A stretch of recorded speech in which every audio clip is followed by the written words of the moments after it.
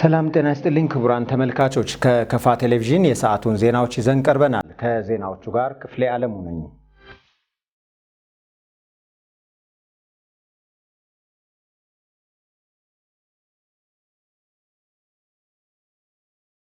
ከነጠላ ይልቅ የወል ትርክትን መገንባት ያስፈልጋል አሉ የከፋ ዞን የመንግስት ዋና ተጠሪ አቶ አጥናፉ ኃይሌ። ይህን ያሉት በዞኑ የመንግስት ሰራተኞች የፓርቲ አባላት እየወሰዱ ባሉት ከዕዳ ወደ ምንዳ ስልጠና ዙሪያ ከከፋ ቴሌቪዥን ጋር ባደረጉት ቆይታ ነው።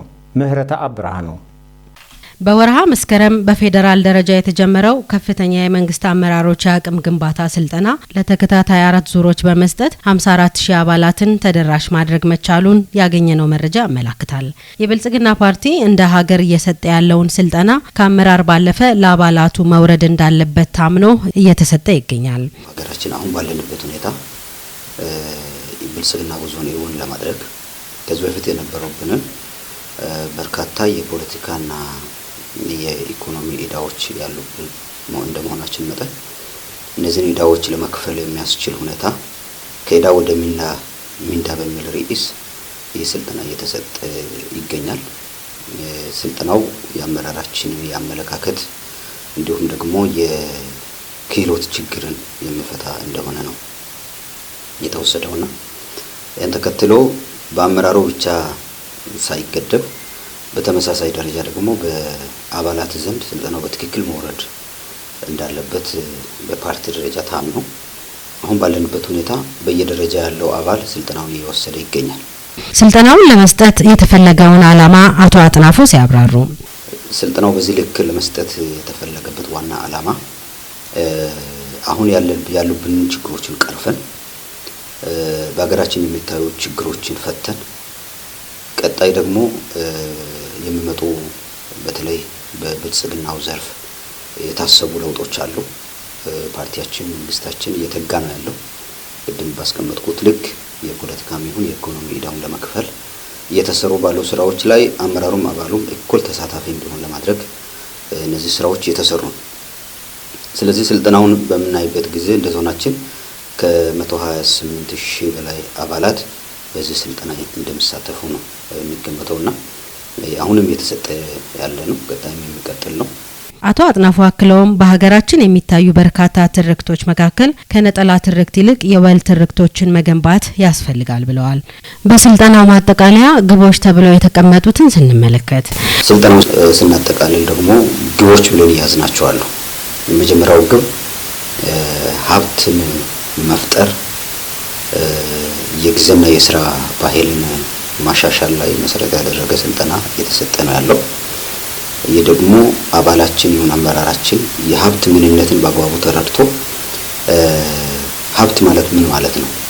በእጃችን ያለ ሀብት ምንድነው? እንዴት ነው ሀብትን መፍጠር የምንችለው? ብልጽግና ስንል ምን ማለታችን ነው? የስራ ባህላችን ምን መሆን መቻል አለበት? የጊዜ አጠቃቀማችን ምን ይመስላል? ጊዜ ላይ ያለን እይታ ምን ይመስላል የሚለውን የመጀመሪያ ግብ ለማሳካት ታስቦ እየተደረገ ነው ያለው። በዚህ ላይም ደግሞ አባሎቻችን በንቁ እየተሳተፉ ያሉበት ሁኔታ ነው ያለው። ሌላው በተለይ ህብረ ብሔራዊ አንድነትን ከማጠናከር አንጻር በተለይ አርበኝነትና ብሔራዊነት በሚል ርዕስ ከብሔር ወደ ብሔራዊነት የመሸጋገር በተለይ የብልጽግና ፓርቲ ዋና ትርክት ነው። የመንግስት ሰራተኛ የፓርቲ አባሉ የሰለጠነ አገልጋይ እንዲሆን እንዲሁም የሰላም እሴት ግንባታ ላይ የድርሻውን እንዲወጣ የሚያስችል ስልጠና እንደሆነም ተጠቁሟል። ፐብሊክ ሰርቫንቱ በኩል ስናይ ስልጡን አገልጋይ፣ ለህዝቡ ታማኝ የሆነ አገልጋይ፣ ለመንግስት ታማኝ የሆነ አገልጋይ እንዴት መፍጠር እንችላለን በሚለው ላይ በፐብሊክ ሰርቫንቱም ግንባር እነዚህ ችግሮች ለመፍታት በርካታ ስራዎች እየተሰሩ ነው ያሉት። በዚህም ስልጠና እየተሰጠ ያለ መሆኑን ለማሳየት ነው። ሌላኛው የመጨረሻው ደግሞ የሰላም እሴት ግንባታ ላይ ስለ ሰላም ምንነት፣ ስለ ሰላም መርሆች፣ ሰላም እንዴት ማረጋገጥ ይቻላል የሚለው ጉዳይ ላይ ሁሉም አባል ስለ ሰላም ያለውን ግንዛቤ እንዲያሰፋ፣ ስለ ሰላም ያለውን ጥብቅና በዛው ልክ እንዲጨምር፣ ስለ ሰላምም ተግቶ አባሎቻችን ከአመራሩ ጎን ሆነው በጋራ እንዲሰሩ ለማድረግ በዚህ በሰላም እሴት ግንባታ ላይ ስልጠና ይሰጣል። በእነዚህ በአራቱ ርዕሶች ላይ ስልጠና እየተሰጠ ነው ያለው።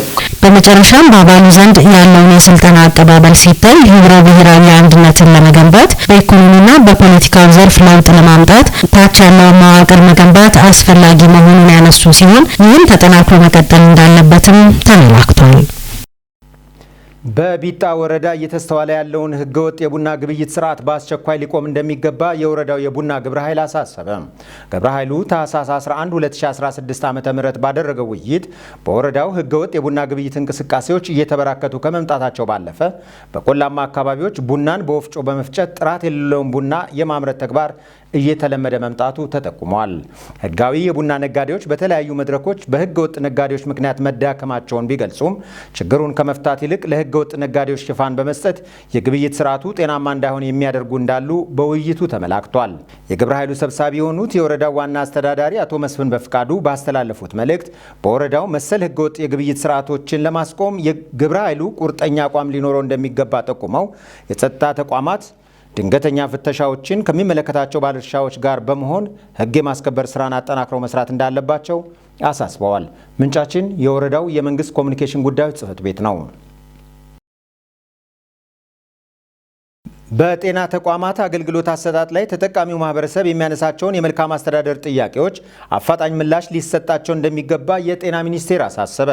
ሚኒስቴር መስሪያ ቤቱ በሀገሪቱ ካሉ የመንግስት ሆስፒታሎች ከተውጣጡ ጉዳዩ የሚመለከታቸው አካላት ጋር በአዳማ ከተማ መክሯል። አማኑኤል ኃይሌ ተጨማሪውን ይዞታል።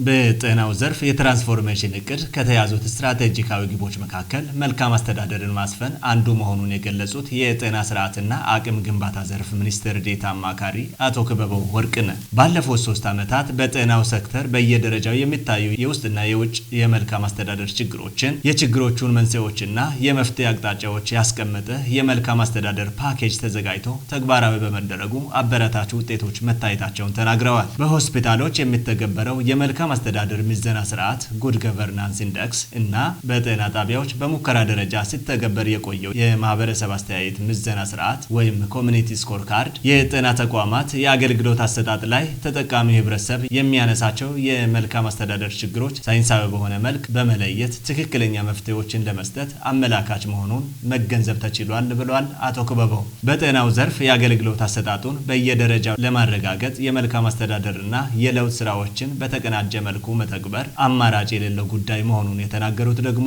በጤና ሚኒስቴር የተቋማዊ ለውጥ ስራ አስፈጻሚ የሆኑት አቶ ገረመው ኡጋ ናቸው። ስራ አስፈጻሚው እንዳሉት ለሙከራ ትግበራ ከተመረጡት ክልሎችና ሆስፒታሎች ኃላፊዎችና በጉዳዩ ላይ በትኩረት ከሚሰሩ አካላት ጋር በተደረገ ውይይት እንደተናገሩት የመልካም አስተዳደር መለኪያ መሳሪያ ወይም GGI አተገባበር ላይ ውስንነቶች ቢኖሩም የተጀመሩትን መልካም ጅምሮች በማጠናከርና በማሻሻል በመጪዎቹ ዓመታት በሁሉም የጤና ተቋማት የማስፋትና ለህብረተሰቡ የወገን አሰራር ላይ በትኩረት እንደሚሰራ ተናግረዋል። መረጃው ከጤና ሚኒስቴር ማህበራዊ ገጽ የተወሰደ ነው።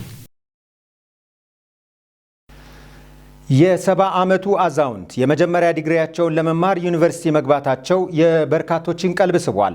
የዋቸሞ ዩኒቨርሲቲን ዘንድሮ ከተቀላቀሉ የመጀመሪያ ዓመት ተማሪዎች መካከል የ70 ዓመት ዕድሜ ባለጸጋ የሆኑት አቶ ዮሐንስ አዲሴ አንዱ ናቸው። ተጨማሪውን ተከታትለን እንመለስ። የ70 ዓመት አዛውንት የሆኑት አቶ ዮሐንስ አዲሴ በ2015 ዓ.ም በሀገር አቀፍ ደረጃ የተሰጠውን የዩኒቨርሲቲ መግቢያ ፈተና አልፈው ወደ ተመደቡበት ዋቸሞ ዩኒቨርሲቲ መግባታቸውን ዩኒቨርሲቲው ባወጣው መረጃ አስታውቋል። የ10 ልጆች አባትና የልጅ ልጆችን ማየት የቻሉት አቶ ዮሐንስ በልጅነታቸው ጎበዝ ተማሪ እንደነበሩና ባጋጠማቸው የአካል ጉዳት ምክንያት ለብዙ ዓመታት ከትምህርት ገበታ የራቁ ቢሆንም ለትምህርት ካላቸው ፍላጎት የተነሳ ያቋረጡትን ትምህርት እንደቀጠሉ ተናግረዋል። በሀዲያ ዞን ዱና ወረዳ ለጠቦ ቀበሌ ነዋሪ የሆኑት አዛውንቱ የ2015 ዓ.ም ሀገር አቀፍ የዩኒቨርሲቲ መግቢያ ፈተና ወስደው ካለፉ ጥቂት የማህበራዊ ሳይንስ ተማሪዎች አንዱ በመሆን ዋቸሞ ዩኒቨርሲቲን ተቀላቅለዋል።